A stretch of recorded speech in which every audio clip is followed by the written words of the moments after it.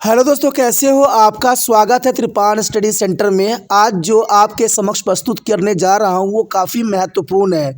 जो बच्चे कंपटीशन की तैयारी कर रहे हैं उनके लिए काफ़ी महत्वपूर्ण रहेगा। इसमें एमसीक्यू के अंतर्गत आपके समक्ष क्वेश्चन रहेगा जो हर एक एग्ज़ाम के लिए महत्वपूर्ण रहेगा।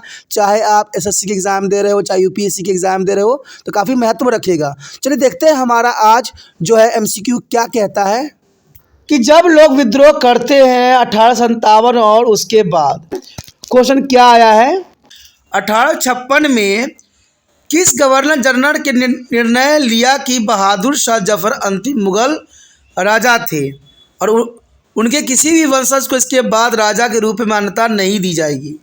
देखिए क्वेश्चन काफ़ी महत्वपूर्ण है और इसी कारण से जो है 1857 का जो है बिगुल बजाई गई थी, क्योंकि राजा मानने से इनकार अंग्रेजों ने कर दिया था। तो यह क्वेश्चन यही है कि 1856 में किस गवर्नर जनरल ने निर्णय लिया कि बहादुर शाह जफर अंतिम मुगल राजा थे, यानी अंतिम मुगल राजा होंगे, उसके बाद किसी को राजा नहीं बनाई जाएगी, उन्हें किसी वंशज को इसके बाद राजा बनाने की मान्यता नहीं दी जाएगी। द क्वेश्चन यार इन 1856 which governor general decided that Bahadur Shah Jafar was the last Mughal king and none of his the descendant would be recognized as a kings hereafter. You know that question is very interesting. In 1856, which is the governor general decided that Bahadur Shah Jafar was the last Mughal king. Option पे अगर नज़र दौड़ाएं तो option कहता है पहला Lord Cornwallis ने ऐसा किया था, बी कहता है लॉर्ड कैनिंग ने किया था, सी वैरेन हेस्टिंग्स ने की थी, या डी विलियम बेट्रिक्स ने किया था।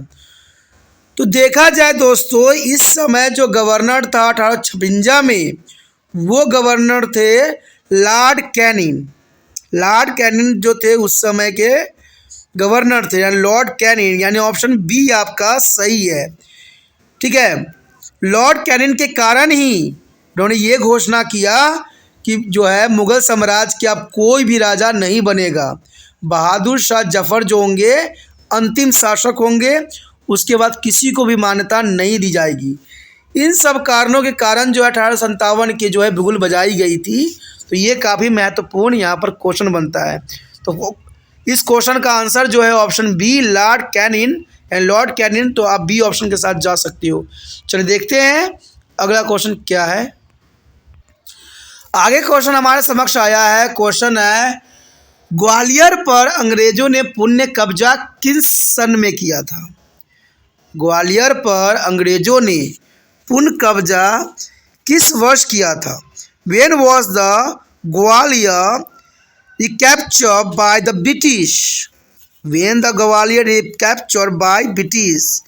The option है 1863 में, या बी 1842 में, या 1825 में, या 1858 में। तो क्वेश्चन काफ़ी महत्वपूर्ण है, समझ वाली है कि ग्वालियर पर अंग्रेजों ने पुण्य कब्जा कब किया था। तो मैं थोड़ा सा आपको एक दृश्य बता सकता हूँ कि जब 1857 क्रांति हो गई थी और 1857 क्रांति में कई जगहों पर जो है अंग्रेज़ों को कब्जा को ख़त्म कर दी गई थी और उसमें ग्वालियर भी था। ग्वालियर जो है इंडियन लोगों ने कब्जा कर लिया था और फिर अंग्रेज़ों ने ही उसको जो है अपने अधिकार में ले लिया था। तो जर्नल सी बात है, 1857 के बाद ये घटना घटी थी। तो बात घटी थी जिसका मतलब 1800 जो है 58 यानी 1858 में यानी ऑप्शन डी सही है आपका। तो ग्वालियर पर अंग्रेजों ने पुण्य कब्जा तो जो की थी 1858 में की थी, तो ऑप्शन डी यहाँ पर सही है।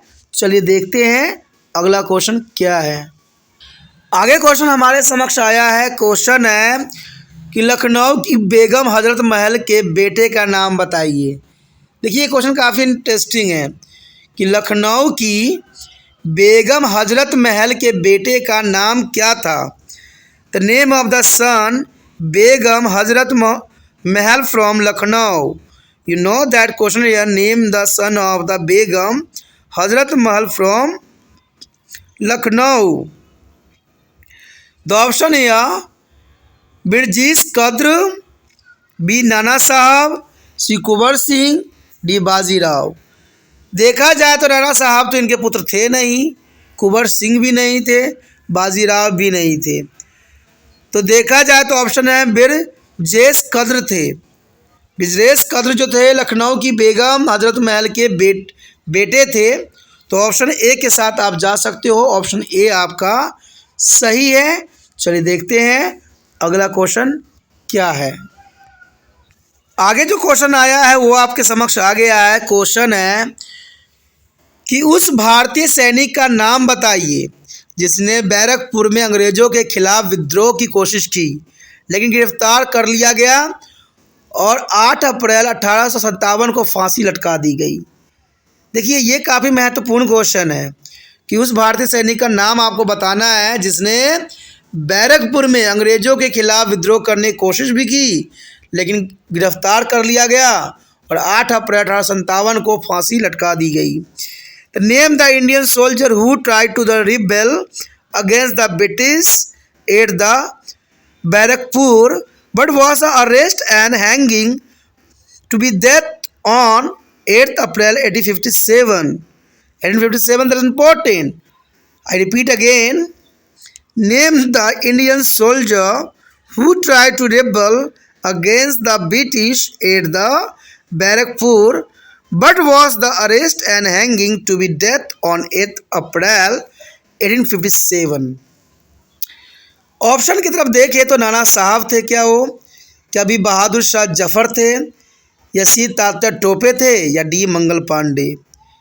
तो मैं आपको थोड़ा सा यहाँ पर एक इम्पोर्टेंट बात बताना चाहता हूँ कि देखा जाए तो बैरकपुर में एक घटना घटी थी। वहाँ पर अंग्रेज़ों ने चर्बी वाले कारतूसों को चलाने की आज्ञा दी गई थी और जो कारतूस लाई गई थी उसमें जो है शुगर का और जो है गाय का जो है चर्बी और चमड़ियों का इस्तेमाल की गई थी, जिसके कारण सभी सैनिकों ने जो है इस तोप को चलाने से इनकार कर दिया, इस कारतूस को चलाने से इनकार कर दिया, क्योंकि इस कारतूस को चलाने से पहले जो था उसको दांतों से खींच के चर्बी को हटानी थी।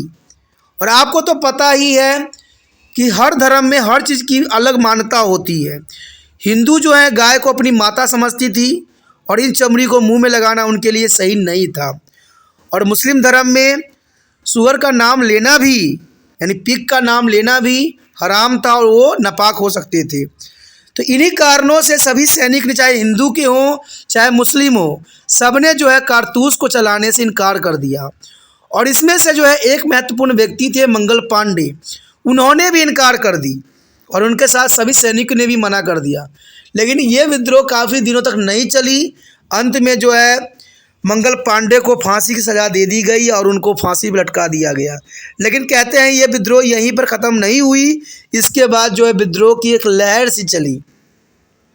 विद्रोह इतनी पावरफुल थी कि अंग्रेज़ की नींव तो वहीं पे उखड़ गई थी, लेकिन पंजाब के सिपाहियों के कारण अंग्रेज़ों ने बहुत आसानी से जो है इस विद्रोह को दबा दिया।